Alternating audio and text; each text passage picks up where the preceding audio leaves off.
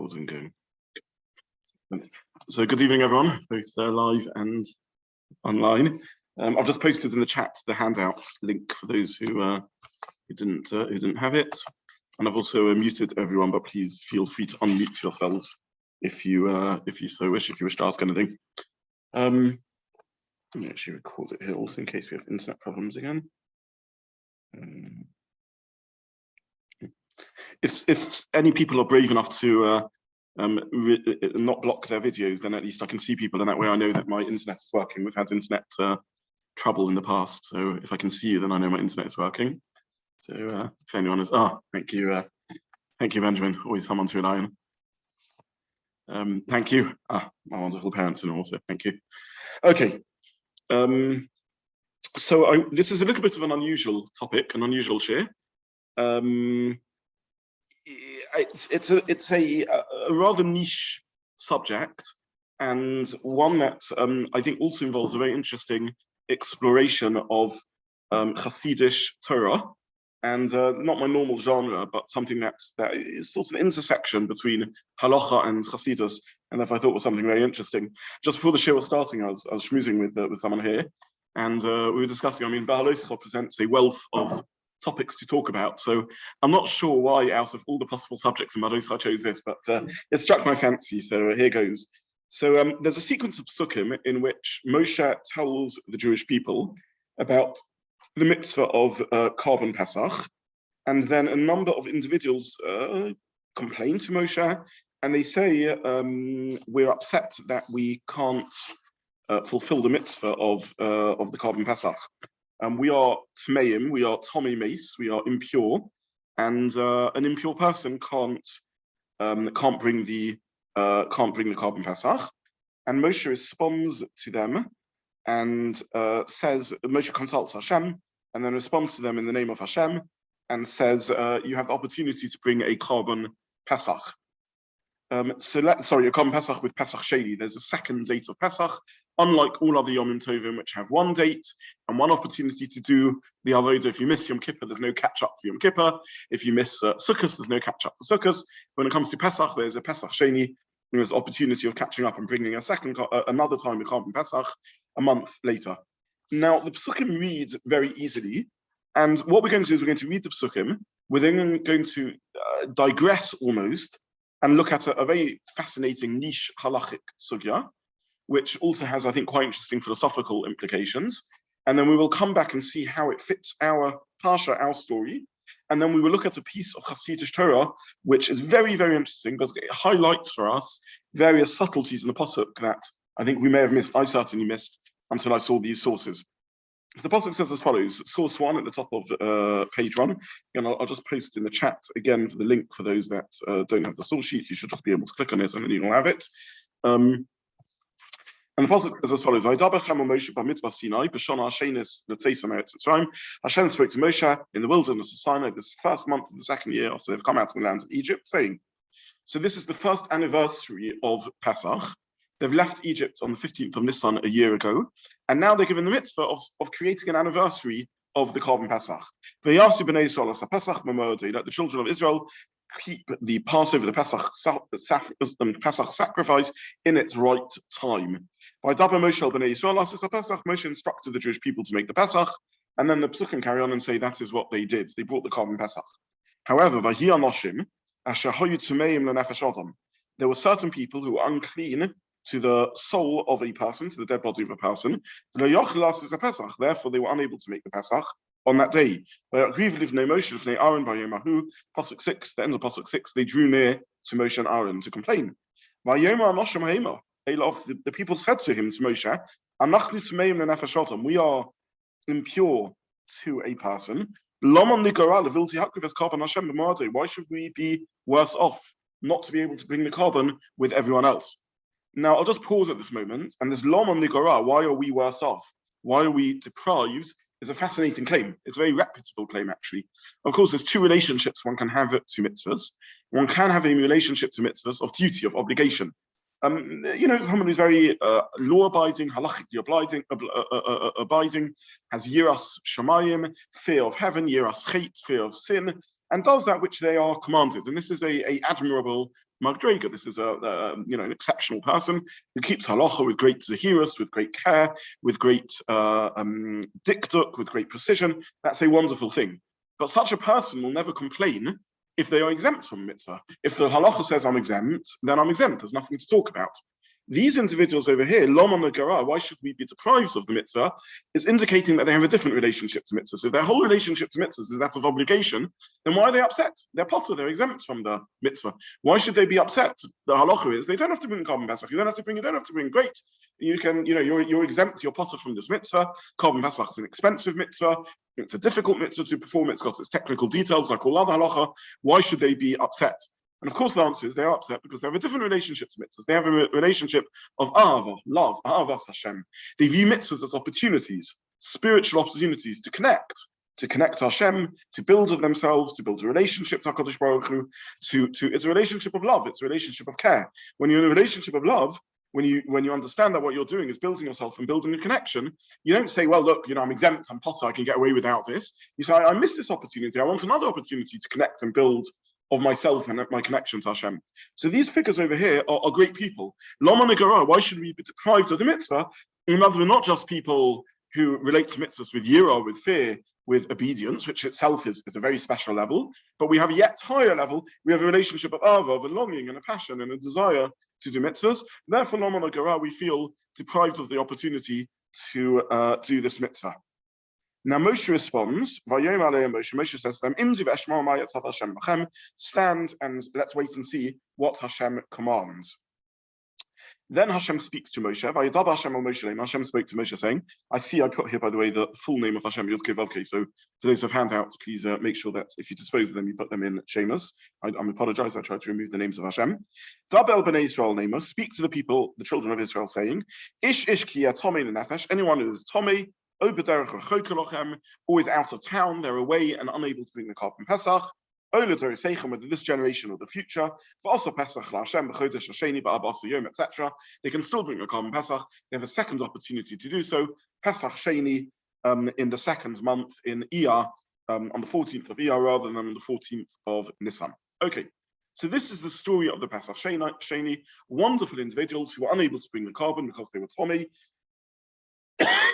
Said to Moshe, why should we be deprived of the mitzvah? And they were given a second opportunity, Pesach Sheni, in order to do the mitzvah. Okay, so that's the Pesukim. Now, why are these individuals Tomei? So there's a number of Chazals that address this, and I printed in source 2 a Medrash, but it also appears in a different form in a Gemara. There were people who were Tomei. Mihayu, who were they?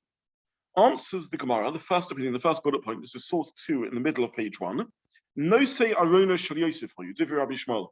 These were the people who were carrying the Aron of Yosef. So we know that the body of Yosef was transported through the Midbar and taken to Eretz Israel as per Yosef's dying instructions that he wished to be buried in the land of Israel.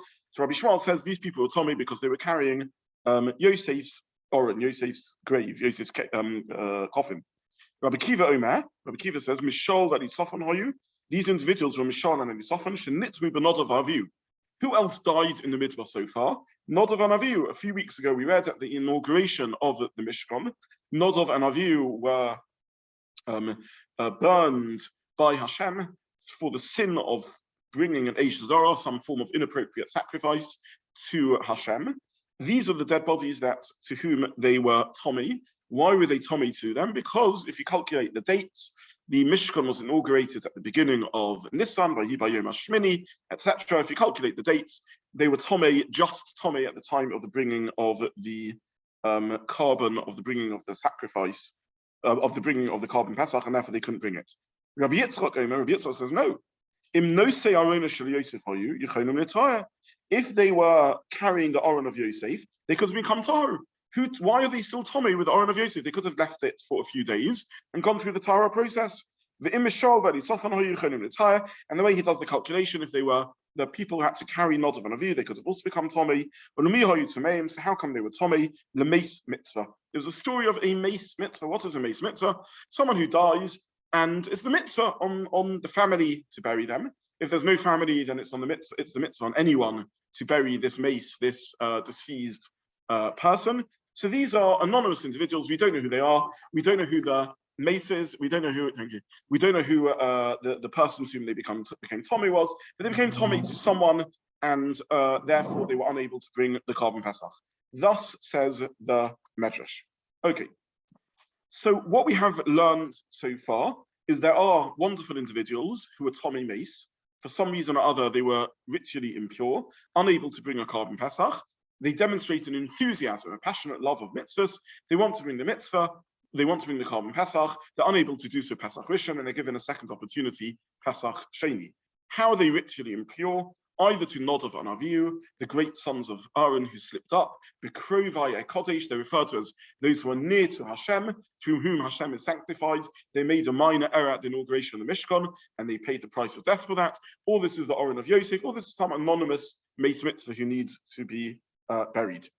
Let's step back from our topic and move to a different subject, which we will see intersect in a very fascinating way with our sugya, with our parsha that we're learning over here. Now, there is a Gemara in Kesuvos which says that on the day that Rebbe died, Botla Kedusha. On the day that Rebbe died, Kedusha, sanctity, was nullified or cancelled. Very mysterious words of the Gemara. So let's step back and understand what the Gemara is telling us. In the final generation of the Tanoim, a remarkable figure arose, Rabbi Yehuda Hanassi, Rabbi Yehuda the Prince, a descendant of the royal house of Hillel and ultimately David HaMelech, a wealthy person, a leader of the Jewish people, and he collects and collates in an enormous project all the sayings of the Tanoim, of the Rabbonim who have preceded him. We're here talking about 100 and or so years, 150 years after the destruction of the Beis HaMikdash, and he collates all the halachic teachings of the Tanoim, of the Mishnaic era rabbis who have preceded him, and he produces the monumental work, the Mishnah. And he has been known ever since in Jewish history as Rebbe, the teacher. He is the teacher of the Jewish people. So whenever we just refer to Rebbe, an anonymous teacher, we refer to Rabbi Yehuda Hanassi, who basically produced the Mishnah and edited the Mishnah into shape, and therefore is the teacher of the whole of Klal Yisrael. Says the Gemara, when Rebbe died, Kedusha, sanctity, was cancelled. Now, there's at least two ways to read this Gemara.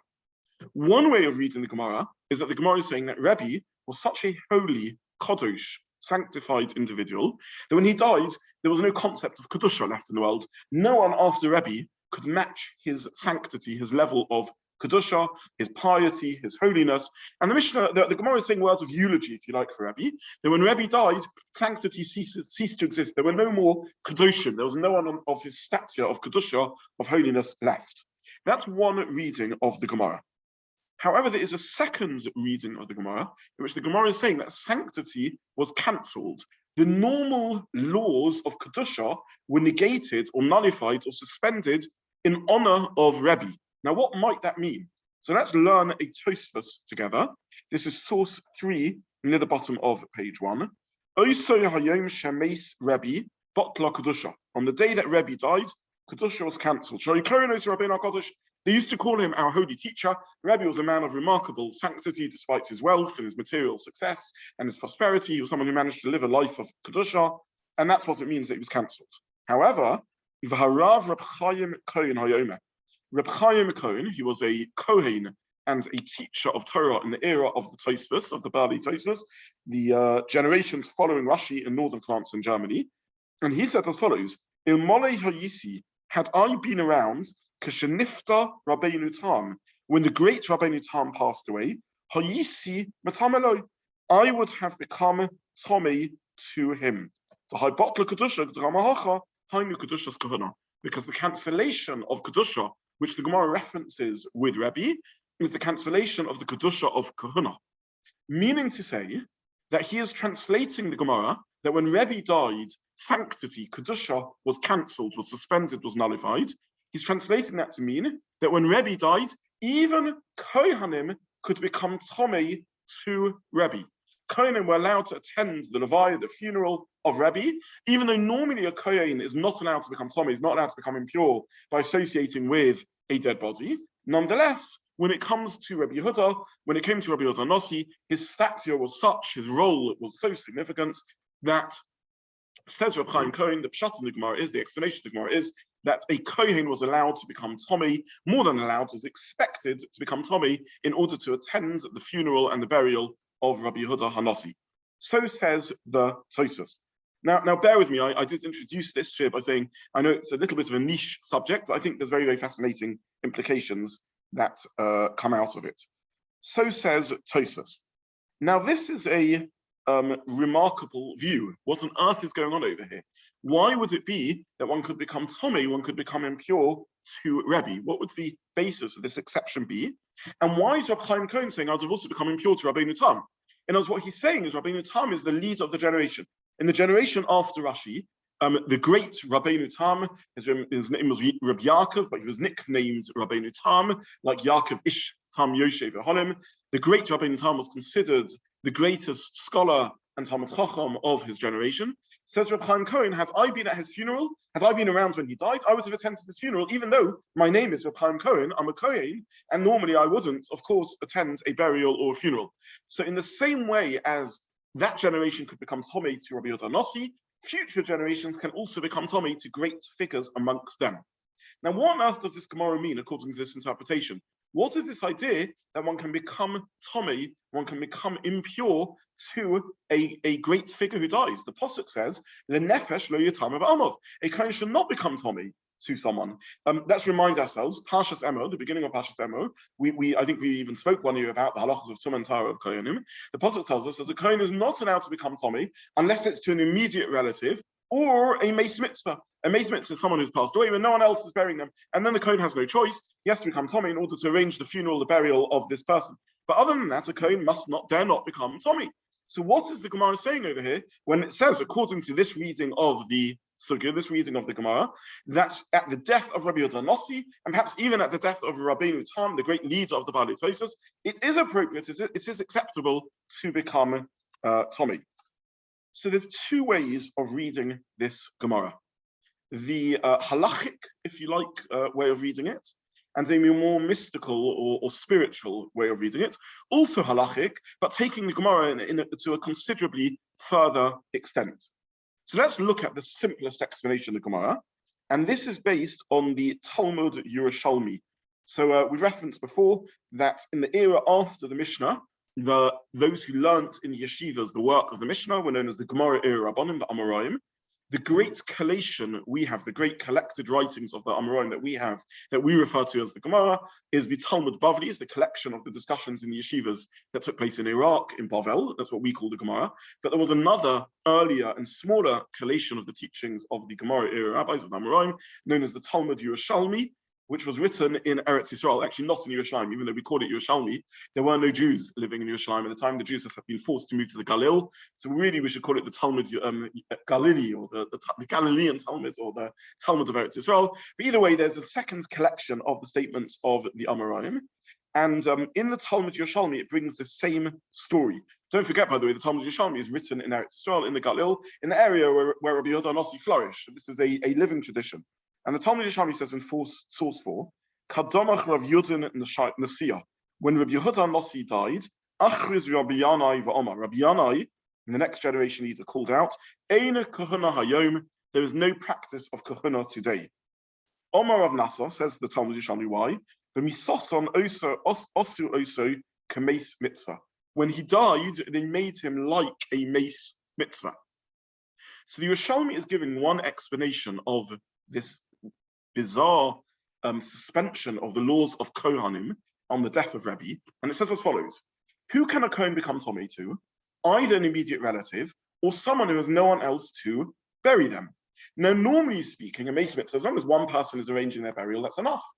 However, when a great leader like Rabbi Yehuda Nossi dies, the appropriate manner of their burial is that everyone should be there. For Rabbi Yehuda Nossi to be buried with a single member of the Jewish people absent is a Meis Mitzvah. That is a equivalent of a Meis Mitzvah. This is someone who isn't getting their fitting burial procedure, their fitting burial process.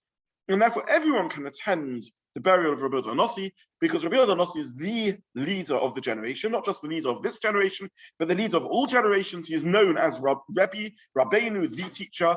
In fact, he's one of the few figures in the history of the Jewish people who gets the title of the teacher. Moshe Rabbeinu and really Rabbi Zobin, the Rabbeinu HaKadosh, that's what he's known as. He is the teacher of all time. He is the author of the Mishnayos. And therefore, for him, the fitting and appropriate manner of burial is that everyone should be there, and therefore even Kohanim can attend his levaya. And the Rambam in source 5 seems to have understood this in a similar way, because the Rambam says at the bottom of page 1, Nossi Shemeis, a prince who dies, the Nossi, the head of the Sanhedrin, the ruler of the Jewish people, Hakol Metamin Loi Afidu Koyanim. Everyone can become Tomei to this prince, to this Nossi, even Kohanim. Asu Kameis Mitzvah Lakol. They made him like a Meis Mitzvah to everyone. Every individual has to look at this prince who has died and said, I have to attend the funeral. No one else is there. Why? Because everyone is obligated in his honor. So a Nossi, a rare individual, a prince amongst the Jewish people, everyone is obligated in their honor, and therefore even Kohanim have to view this prince as a Meis Mitzvah. And therefore Reb Chaim Cohen says, I think Rabbeinu Tam achieved that stature, and that's the debate in the Tosfos. Tosfos says even the great Rabbeinu Tam doesn't achieve that stature. He's still not a prince of the whole Jewish people. He's not a Nossi, but that's the halachic discussion around this source. And the source is basically telling us that when a Nossi dies, anyone, even Kohanim, are allowed to become Tomei. So this is one reading of this halacha. Yes. We don't have a source for that. That's it. So again, we have a source that's for Nossi, who is the prince, who's the head of the Beis Din, and therefore the primary teacher of Torah. It is a halachic discussion exactly how this works. There's a pasuk in the Torah in Parshat Mishpatim that says the Nossi b'amchal yisrael. One shouldn't curse a Nossi. There's a discussion there amongst the commentaries. Who is this Nossi? Is it a king? Is it the Beis Din? But certainly someone who is the leader of the generation in some shape or form is like a Meis Mitzvah to everyone. This is what this source is saying. Now there is another entirely different reading, a more mystical reading of the source. And I hope to share with you what I think is fascinating, both philosophically and practically, that emerges from this discussion. So please just bear with me. I appreciate we are off topic, seemingly, from our story of Pesach Sheni, but we'll get back there very quickly. So there is a medrash, we're on the top of page 2, in which the medrash brings the information about the death of Rabbi Kiva, or the last days of Rabbi Kiva. Now we know that Rabbi Kiva was seized by the Romans. Rabbi Kiva lived at a very difficult time in Jewish history. He lived through the Bar Kokhba revolt, so we're now some 70 years after the destruction of the temple. In fact, after the Korban Pesach, after the destruction of the Beis Hamikdash, there's still a very large and significant Jewish population living in Eretz Israel, but a significant, including actually in Yerushalayim initially. But after the Bar Kokhba revolt, the failed revolt against the Roman Empire, put down by Adronius Kaiser, Hadrian the Emperor, of Hadrian Wall's fame here in the British Isles. So the rebellion is put down, and there's an enormous repression of the Jewish people, and Rabbi Kiva is caught up in it. Rabbi Kiva is associated with Bar Kokhba. He's captured and imprisoned by the Roman authorities. And the Gemara tells the famous story of how he was looked after by a figure called Rabbi Yeshua Garsi, and the whole story about how he used to bring him water every day for Rabbi Kiva to drink, and Rabbi Kiva used to wash Negelvas and Atilas Yadayim with this water, and one day he doesn't have enough water, a whole story. Either way, tragically, eventually Rabbi Kiva dies. And it so happens that Rabbi Yeshua is not there present at the death of Rabbi Kiva, but he gets informed by an anonymous stranger that his Rebbe, Rabbi Kiva, has died. And he asks this anonymous stranger, who are you? And he says, I am Eliyahu Hanavi. So he has a mystical experience known as Giloi Eliyahu, the revelation of Eliyahu, in which Eliyahu appears to him and says Rabbi Kiva has died. And they go to bury Rabbi Kiva, to sort out Rabbi Akiva's burial. Now, in the middle of source 6, Omalo Rabbi Yeshua, so this is the fourth last line in source 6 at the top of page 1, says Rabbi Yeshua, V'lav Kohen At. He turns to Eliyahu and says, well, 1 minute, Eliyahu, how come you are busying yourself with the burial of Rabbi Kiva? Surely you are a Cohen. Now, who was Eliyahu? So Eliyahu Tishbi We don't know entirely who Eliyahu was, but at least according to one tradition, Eliyahu is Pinchas, Eliyahu is the same as Pinchas, and Eliyahu is a Cohen. It seems Rabbi Yeshua followed that tradition, and Rabbi Yeshua turns to Eliyahu Navi and says, I don't understand, how can you become Tommy? How can you engage yourself with the burial of Rabbi Kiva? On that answers Eliyahu, Beni, my son, Ein Tumah l'tzadikim v'lo l'chachamim. There is no Tumah, there is no ritual impurity created by tzadikim, righteous individuals, or chachamim, exceptionally wise individuals. So people who excel in being chachamim or tzadikim, wise or righteous individuals, they do not create tumas hameis, they do not create the experience of ritual impurity of tumah, and therefore I'm a Kohen, but I'm allowed to become Tommy to you, to Rabbi Kiva. Now this is an entirely different reading of the Halacha.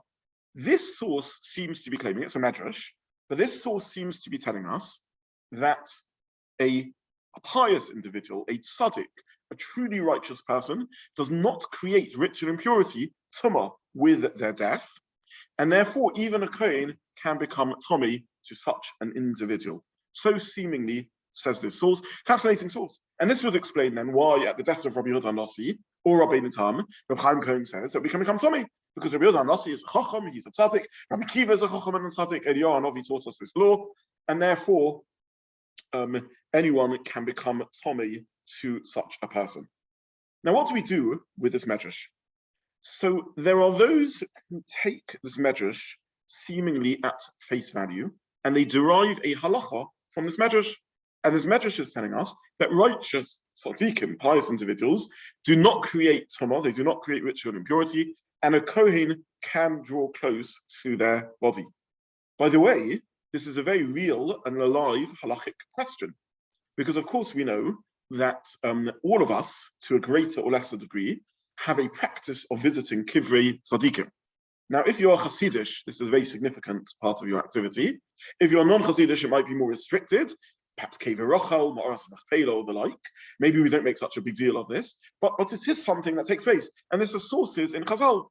For example, in next week's Sedra, we will read the Chazal that tells us that Yehoshua and Kalev are the Pasuk tells us, are the only Meraglim who don't fall into the trap of the negative reports, right? As well, it says they go and daven at Kivrei Tsadikim, Kivrei Office, they go to Meoras HaMachPelah to appeal for help from their ancestors. And I've spoken about this on previous occasions.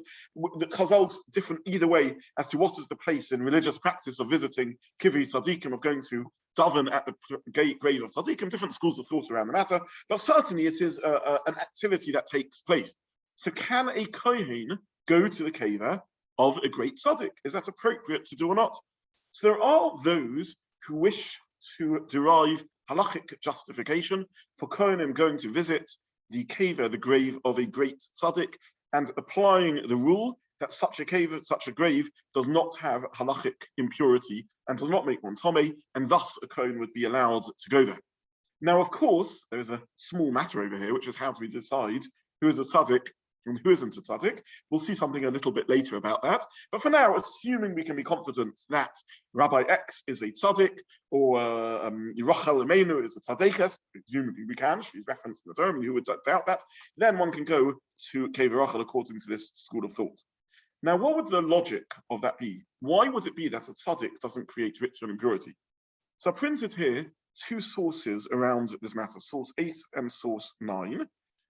Source 8 does not directly, both sources directly address this topic in different ways. So let's have a look at source 8. This is a Ramban al HaTorah. And it says the Ramban, the tam tumas hameis, the reason for the impurity of a mace is be'itzio shel nochash, because of the poison of the serpent. Right at the dawn of human history, Adam Harishon sinned, and with his sin he became mortal. Death is decreed on him, and somehow Zuama, the poison of the Nochash, enters into him. With the bite of the serpent, the poison of the serpent enters into human beings, and that is why upon the death of a human being, Tumah is associated. Those who die through divine kiss do not become Tomei as far as Halacha is concerned. And this is the source that says that Tzadikim, righteous individuals, do not create Tumah. So this is a mystical Ramban in which the Ramban says that somehow Ritzion impurity of a person when they die is because of Itzio Shel Nachash, the bite of the serpent. This is what creates the impurity. Now, what can we understand of that for those of us who are not Mekubalim or not Kabbalists? So let's have a look at the Sefer HaChinuch. I've referenced before the Sefer HaChinuch. This is the written by Reb Aaron Halevi. As far as we know, it's written anonymously, but we think it's written by Reb Aaron Halevi in 13th century Barcelona. He writes in the introduction that he wrote it for his son, who was a bit of a lad, wasn't learning properly in yeshiva, and therefore he wrote for him a summary of the 613 commandments, the Torah mitzvahs, with a little bit of explanation of the philosophical reason behind the mitzvahs. Very beautiful sefer. And he talks here about Tumah, impurity, that's associated with death, and the prescription against Cohen in becoming Tommy. And he writes as follows: this is source 9, I've already written, that the concept of Tumah is something negative and even repugnant. The guf for Adam Hameis, and the body of a person who dies, the sages explain this as the highest form of Tumah. The inyan the explanation is, when it departs from a person the mind and the living spirit of goodness, the Yishaya Hudavada, and the body remains alone, the Shigam Hubasa, which is just flesh, Pochus v'Gurua Mishtoike Kalarois, naturally drawn to evil, the Gam Barase Rabba Hichtia Nefesh Hayakara Boda Shechena Setzlo, and the body with its great evil led to the holy and precious soul to sin. Therefore, it's appropriate that it draws impurity down. In other words, what the Chinuch is saying is that we human beings are a partnership between body and soul. And our body, by and large, is drawn after materialism and ego and selfishness and pleasures, inappropriate pleasures and the like. And it is maintained in Kedusha through the presence of the soul and the mind and the spirituality within it. So the body is spiritualized by the presence of the neshama, and in turn the body tempts and sometimes drags down the neshama, the holy precious neshama, the holy precious soul that is within it. So what happens when death occurs and the neshama departs? We are now left with just that which is physical and animalistic about a human being. Therefore, Tumah is associated. So the Chinuch here is saying in philosophical terms what the Ramban said in mystical terms. A human being was once upon a time an Adam Harishon. We were created that our bodies should also be sanctified. We are meant to elevate our bodies. Our bodies are meant to be perfect repositories of spirituality and Kedusha. They're meant to reflect the light of the neshama, the light of the soul that shines within us. However, man sins, Adam sinned. He was, as it were, bitten by the Nachash. A spirit of impurity crept into the body. Now, the ultimate purpose of Torah and mitzvahs is to elevate the body, that the body should become Kodesh, the body should become holy. In fact, this is the reason why the 13th principle of faith is a belief in Tchias HaMeisim. A human being isn't just a neshama. We're not whole when we are just a soul. We're meant to exist here in the physical universe and elevate the physicality to spirituality and refine it and make it something wonderful and special. Olam Haba, the true life of the world to come, can't just be the neshama, can't just be the soul, because the body is part of what it means to be a full human being. But that's in theory. In practice, we live in a post-Nachash bite, in a post-serpent bite world, and our bodies let us down, they drag us down. And therefore, the body alone is associated with Tumah, with impurity, until the time of Tchias HaMeisim, until the revival of the dead, when the body once again rejoins the worlds of spirituality and is reattached to the neshama. Therefore, says the Chinuch, this is with Joe Average, this is with all of us regular people, to whom, unfortunately, this decline applies. However, Tzadikim Gemurim, perfectly righteous people, they have elevated themselves. They have purified their body. Their body is no longer a force of evil. It's no longer a material lump of biomass which drags down their soul. On the contrary, it's something that participates beautifully and in an integrated manner, in a perfect synthesis with the neshama, with the soul, and therefore such a body shouldn't create tumah, impurity. On the contrary, it is a source of great spirituality and kedusha. He doesn't reference this to Chinuch, but there are other midrashim about the status of Rabbi Yehuda HaNasi, Rabbi Yehuda the Prince, Rabbeinu HaKadosh, which implies similar ideas, that somehow or other his body was so purified. It seems we don't know much about Rabbi Yehuda HaNasi. I mean, we know he was a wealthy individual, we know he was friendly with the emperor at the time, Antoninus, we know he wrote the Mishnah. We don't know much about what sort of person he was. His contemporaries were in awe of him. They called him Rabbeinu HaKadosh, our holy teacher, and they said this halacha about him that we can all become Tommy to him. Everyone is like a Meis Mitzvah, that's one way of understanding it, or he is so rarefied, so spiritualized that he isn't even Tommy. An incredible individual, we don't know exactly how his Kedusha expresses itself. There are various Mamori Chazal and Midrashim that tell us something about this status, and this, however, is according to the Chinuch, according to Ramban, this is a human being who arose above the normal level of the bite of the nachash, the poison of the nachash. Someone has become spiritualized and sanctified to such a degree that their body isn't an opponent of spirituality, isn't a material, flesh and blood being that drags them down, but actually is a source of kedusha. And therefore, halacha l'maisa, in practical halacha, according to these sources, a Kohen can become in contact with this dead body, can attend the levaya and funeral of such a person, because they are tzaddik, they are a great individual. So says the Ramban and the Chinuch. There's a story in the Gemara, isn't there, that Rabbi Zobin didn't have sufficient empathy with Yes. Yes. Which itself is a remarkable Gemara, right? The Gemara tells a story of a kid lamb that was being taken, a kid goat that was being taken to Shechita, and it was whimpering, it was scared of being taken to the abattoir, and it came to shelter under the cloak of Rabbi Zobin. Rabbi Zobin said to it, time to move on, my dear little lamb. So this is what you are created for. And he suffered terrible yisurim, terrible pains for many years afterwards as a punishment for this callousness. So for you and I, this is perfectly fine behavior. But for Rabbi Zobin, he was considered to be an individual of such kedusha and sensitivity that even this little slip-up was a source of punishment for him. So there's many clues as to the uniqueness of Rabbi Zobin, scattered Gemaras and Agadah Sugis and Midrashim about his unique status, but we don't have clear sources exactly what it was that was his kedusha, but he was so Kodesh that a Kohen can become Tommy to him. This is what the Ramban says. Now, Tosfos is having none of this, and Tosfos doesn't accept this at all. And let's look at source 7, where Tosfos says, well, I see I haven't printed the proper part of Tosfos. I cut out the pertinent lines, I apologize. So source 7 doesn't say that which it needs to say. But Tosfos in source 7, if I would have printed source 7 properly, Tosfos is having none of this. Tosfos says this is not correct. You can't learn a halacha from a medrash. This is a very interesting medrash, that Eliyahu became Tomei to Hillel, to Rabbi Kiva. But you can't learn halachas from Midrashim. Midrashim can be taken metaphorically. Midrashim can be conveying other deeper, more spiritual ideas. Midrashim could be conveying metaphysical ideas. You can't learn halacha from a medrash. This isn't the way it works. You especially can't learn halacha from a medrash against normative halacha.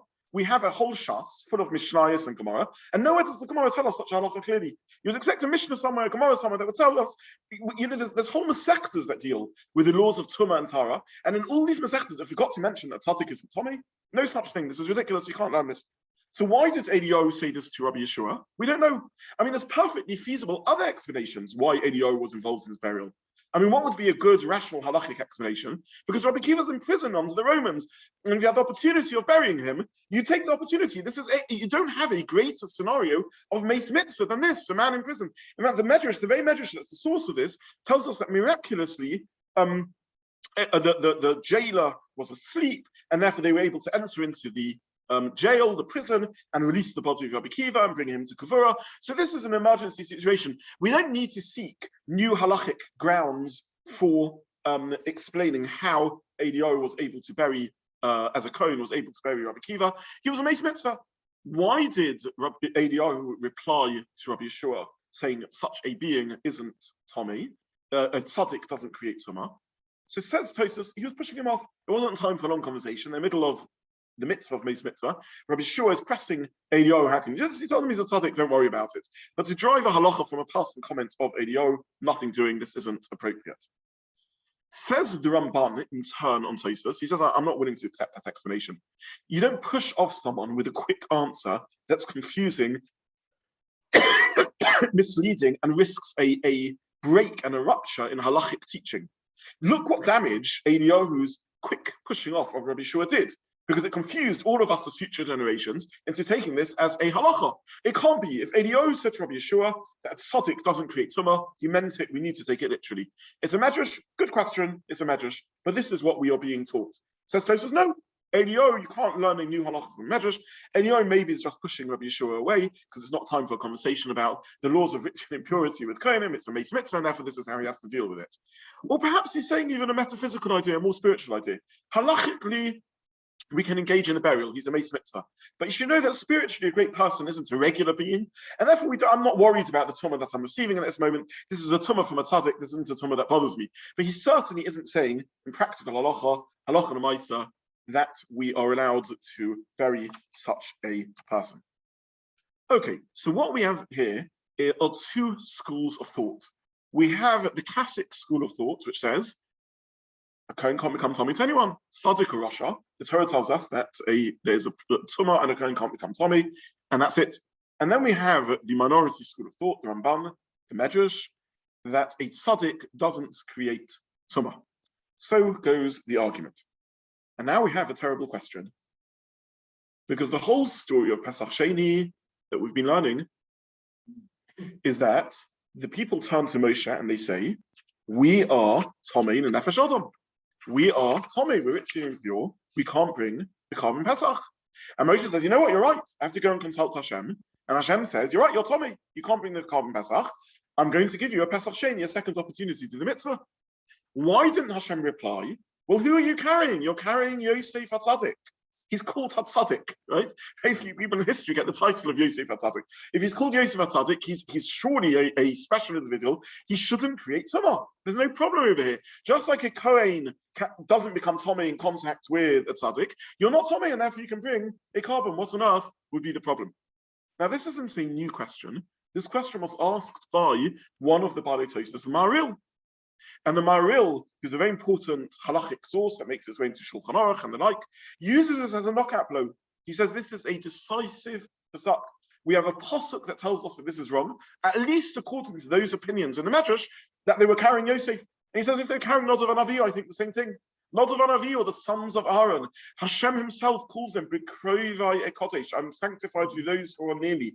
Those who are near Hashem, B'krovai, those who are near God, these are tzaddikim.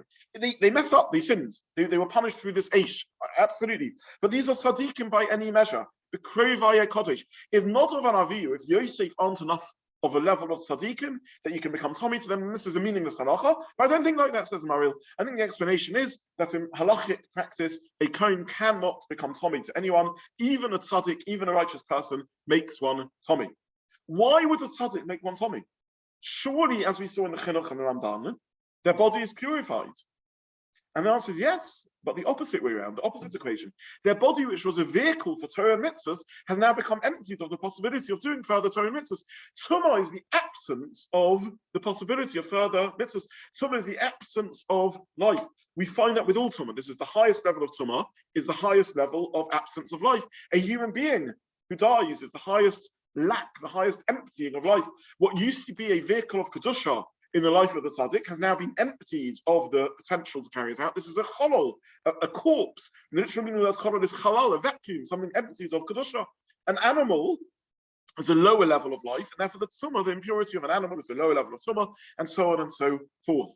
So, if anything, the tumah associated with the death of a tzaddik, the death of a righteous person, should be a higher tumah, because a tzaddik who's elevated themselves and their body has been such a special source of kedusha and has now emptied of purity, of the ability to bring further mitzvahs and kedusha and sanctity and Torah into the world, such a person has tragically now lost this possibility of doing this. This would be the greatest tumah of all.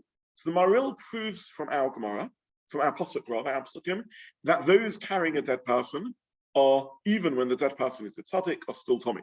Now, it is true if we remember source 1, page 1, source 2, the Medrash, it gave 3 explanations as to who they were carrying. It could be they were carrying a random meis mitzvah. It could be they were carrying Yosef. It could be carrying Nadav and Avihu, the sons of Aaron. But the Maril's point remains, it's true, if they were carrying this meis mitzvah, we don't know who he was. Presumably no special individual, he's got no title. Presumably they were Tommy from that. But we see 2 other explanations in the Medrash that don't seem to have been concerned with the possibility that the figure they were carrying was Yosef and Nadav and Avihu. Evidently, it was just a presumption, it was an assumption from the Gemara that even a tzaddik creates tumah and one can't become Tommy to a tzaddik. Now, at this point, we arrive at what I think is a fascinating divide in Jewish thought. But before I do that, I just want to bring a practical halachic teshuvah, and this is a tshuva that printed at the end of page 2 from Rabbi Yosef. She'ela, a question, source 10. Ha'im mutzul ha'kohenim levaker b'Meoras HaMachPelah b'Kever Rachel b'Beshar Carriers of Yosef Atzmonim b'Rechavei Ha'aretz HaKadosh Ein Yolo. Is a Cohen allowed to visit Kever Rachel, Meoras HaMachPelah, or go grave hopping in the Galil? There's Kevarim there. People like going to all the different Kevarim. Is a Cohen allowed to do this? So Shuvah. The answer is the Medrash Mishni in the Medrash it's called Nema that Kashanera Rabbi Kiva on Yodei Malchus HaRasha, when Rabbi Kiva was killed by the evil kingdom, by Rome, Nitzhol B'Karosa Eliyahu Novi Zeichlotov, Eliyahu participated in his burial, by Nosal Kasefov and carried him on his shoulders. And it's so the Medrash there, Choshvu Eza Poskim. There are some poskim who thought Limp so Hetzer to find an allowance, Lekoyin Levaka B'Kivrei Tsadikim, that a Cohen can visit the graves of Tzadikim, because Tzadikim don't create Tumah. And then Rabbi Vadia spends the rest of the Tshuva, slamming this position. So Vadia basically summarizes the topic as, it is true there is a Medrash that says that Eliyahu, who was a Cohen, became Tomei with Rabbi Kiva, and from there, some poskim, a minority of poskim, wish to derive a Halacha, but in practical Halacha, this doesn't fit our Gemara. We don't find a source in classic halachic sources. You're not allowed to learn halacha from. I'm fine. Thank you.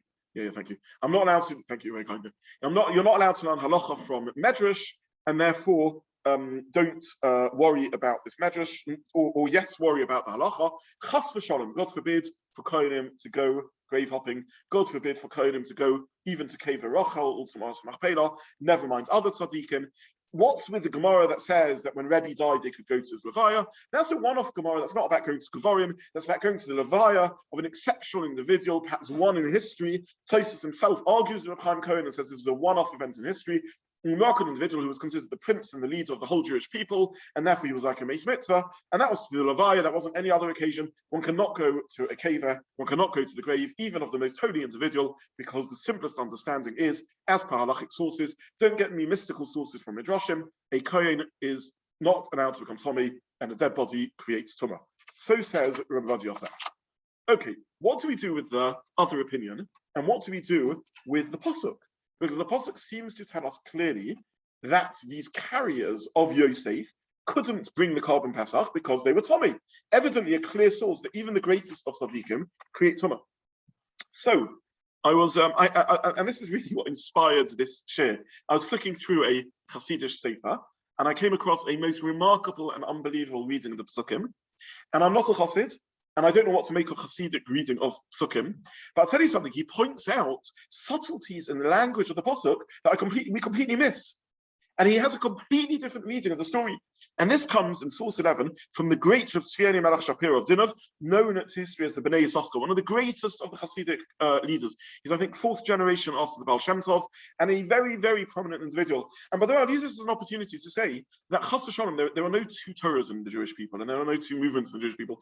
I'm very proud of my Masorah and the path that we follow. This is not, we should be confident in the path that we follow, but equally, we should Chas v'shalom not slip into denigrating great tzaddikim and pious individuals from other paths. And she says the most remarkable idea, and I'm going to say it outside just because of the time limitations. And he says, you know what, we've missed the subtlety of the Pesukim. Let's relook at the Pesukim together. Because you turn back to page 1 and we relook at the Pesukim. Pasuk 6, there were people, they were impure to the soul of a person. They weren't able to make the Pesach. No one let them make the Pesach on that day. They drew near to Moshe. Pasuk 7. The people said, Elov to Moshe, we are Tomei to the soul of a person. Why should we be worse? Why should we be worse and unable to bring the Korban? Asks the Bnei Yisachar, asks the Tzviani Melech of Dinov, what do you mean, why are we worse? We know why we're worse. We're Tomei. They just said that. They said we're Tomei to someone, and therefore we can't bring the Korban Pesach. Why are we worse that we can't bring the Korban Pesach? But you're Tomei. You have a perfectly adequate halachic answer to the question. Number 1, Loma Nigora is the wrong phrase. They can ask something else. They can say, we don't want to be worse. It's not fair that we're worse. We don't want to lose out on the mitzvahs. You can give all sorts of answers to the question, but don't say Loma Nigora. Why are we worse? We know the answer to the question because you're Tomei. Now Moshe says, I'm going to listen to what Hashem says. Why does Moshe want to wait to hear what Hashem has to say? The halachic answer is very easy to paskin. Hashem said that someone who is Tomei can't bring a Korban Pesach. So that's it. I mean, if someone else is unable to do another mitzvah, do we find that someone who's unable to bring the Abba Minim says, Lama Negara, why should I be worse? Someone who has broken arms and can't put on tefillin. Lama Negara. Is there any other example where Moshe turns to Hashem when he's asked a basic halachic question? There are other scenarios where he turns to Hashem for advice because he doesn't know the halacha. But over here, he knows the halacha. Hashem had told him that a Tommy person, an impure person, can't bring the Korban Pesach. So what's the problem? What's the shiur going on over here? Now look how Hashem responds. Vayidab Hashem Moshe lema, Dabel b'nei Yisrael lema. Speak to the Jewish people, saying Ish ki yatomei, etc. They can bring the Pesach Sheni. He doesn't say respond to the questioners. In other instances, for example, the daughters of Tzolofchad, who complains about the laws of inheritance, Hashem responded by saying, go and tell the B'nai Tzolofchad what they should do. But over here, Hashem doesn't respond. The third diuk, he doesn't respond by saying, go and tell them what to do. He says, tell the Jewish people in general. He's not responding to them in particular. So we have three diukim so far. Lama Negara. What's the Lama Negara? What's they asking? Why are we asked? We know why we were asked, because of the laws of Tumah. Why is Moshe confused about how to respond? We know what the halacha is. It's because they're Tommy. They're not asking the Korban Pesach. And then when Hashem does respond and tells about the Korban Pesach, he says, teach it to Jewish people. He doesn't respond to them individually. And finally, he has another beautiful diuk. He says, whenever they are described as becoming Tommy, they are described as becoming Tommy in the nefesh Adam, to the soul of Adam, of the person. Pasuk 6, Hoytumeim the nefesh Adam. Pasuk 7, Anachtumeim the nefesh Adam. We are Tommy to the nefesh of a person. So they are somehow Tommy the nefesh Adam. But when Hashem responds, he says, Ish ki Tommy the nefesh. Anyone who is Tommy for a soul. So their question is, we became Tommy the nefesh Adam. We became Tommy to the soul of a man, of an Adam. And Hashem responds, if you are Tommy to a nefesh, then you can't bring the Korban Pesach. Says the Bnei Yisachar, says Rabbi Zobin of Dinov, that we're misreading the pasuk. Their complaint is, how does it make sense? Lama Negara, how does it make sense that we should be Tommy and unable to bring the Korban Pesach when we have become Tommy in the Nefesh Adam? We become Tommy to the soul of a person who has perfected themselves and accomplished everything. In fact, there's a rule in the Gemara. Now, whenever the term Adam is used, it's meant as a compliment. A person, someone with dignity and stature. Atem Kurim Adam, you are called Adam. Not everyone is entitled to the title of Adam. The Gemara is doresh this. The Gemara interprets this on several occasions to limit who it is who achieves the status of Adam. Say them to Moshe, how can it be Lama Negara? We don't understand Halacha. How can it be that becoming in contact with a Nefesh Adam, with the soul of a tzaddik, should make us Tommy? This is their question. Moshe says, you're right. I don't know. Maybe there's a level of halacha that I haven't understood here. Maybe when I said that someone who's Tomei can't bring the Korban Pesach, it doesn't refer to someone who's become in contact with Nefesh Adam. I need to consult Hashem.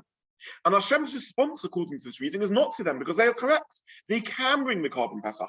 It's to the Jewish people in general. Nefesh, someone who's Tomei le Nefesh, if you're Tomei to a regular person, then you can't bring the Korban Pesach. Then you have the mitzvah of Pesach Sheni. But these individuals who are Tomei le Nefesh Adam, they can bring the Pesach.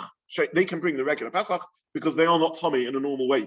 And the Bnei Yisachar, Rabbi Zobin says that they indeed brought the Korban Pesach that night. They were able to bring the Korban Pesach that night because they had become Tomei to Tzadikim, not to regular people. Fascinating reading of Psukim. Now again, I don't know what to make of this. Is this a reasonable Parshat reading? Can we interpret it in this way? This is above my pay grade. This is beyond my scale. I simply share it as an incredible different reading of Psukim, and as a minimum, diukim, nuances in the language of Psukim that I was completely oblivious to, till they're pointed out by the remarkable Bnei Yisachar, who shows us that there could be a completely alternative reading in these Psukim. Now, there is a little bit of a sort of an agenda or a sort of background around here, which I'll mention, which is that this actually was one of the causes of rupture and disagreement between the Chassidim and their opponents, because many significant Chassidish figures adopted this viewpoint and believed that Kohenim can become Tomei to Tzadikim.